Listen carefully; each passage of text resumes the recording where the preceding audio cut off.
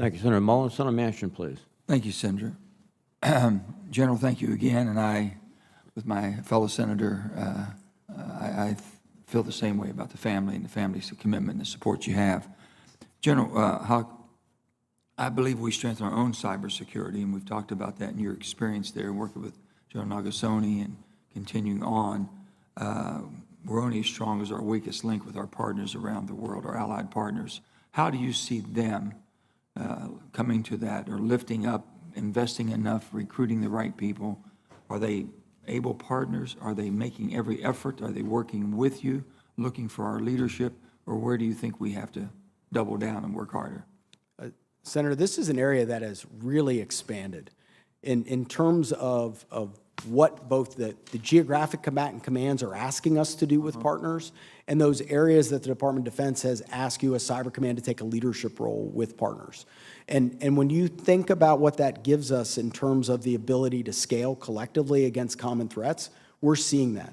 We have a continual increase every year in our cyber flag exercise, where partners come together, and in a multilateral environment, we work on best practices. Are they making the same commitment, you think, as we are, or are there any of them ahead of us that we could be doing better to catch up, or are they moving with us in that same time frame? I think they're moving with us. I think there are partners that we're going to work with, particularly with INDOPACOM.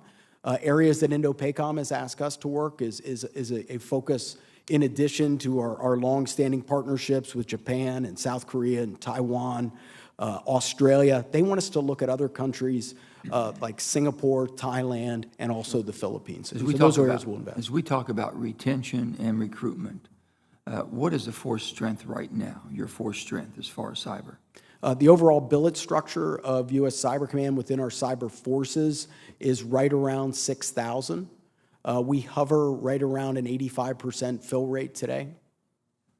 I won't do that math publicly, Senator. No problem. Can you fill that void at 15%, do you believe?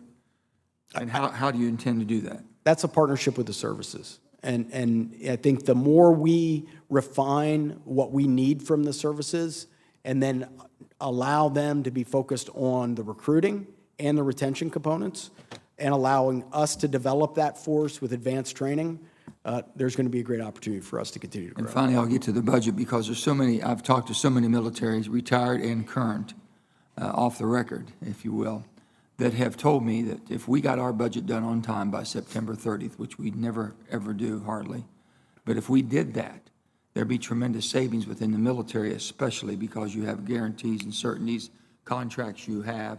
I've been told at least 5% savings. So if you look at I'll round it off to the $880 billion budget we have for military, that's $44 billion of additional spending that you could do within the confines of what you have. Do you think those savings, by us being able to get a certain budget, not a CR or an omnibus, as the games we've played here for far too long? Senator, for U.S. Cyber Command for this year, it's particularly acute. If for every day that we operate under FY23 rules, when the budget is passed, we have to back out every single one of those transactions and then execute them under the new rules that will be passed by Congress. So we will be doubling and tripling our work for every transaction, for every day we're in a CR. I believe so strongly in that, and we haven't done anything to really reprimand ourselves from not doing our job, because all we keep asking for is that we'll just give additional money for basically our lack of doing the urgency that needs to be done for the expertise and also for the cost savings. It's just a shame. So with that, I appreciate very much. Thank you, Mr. Chairman. Thank you, Senator Manchin. Senator Scott.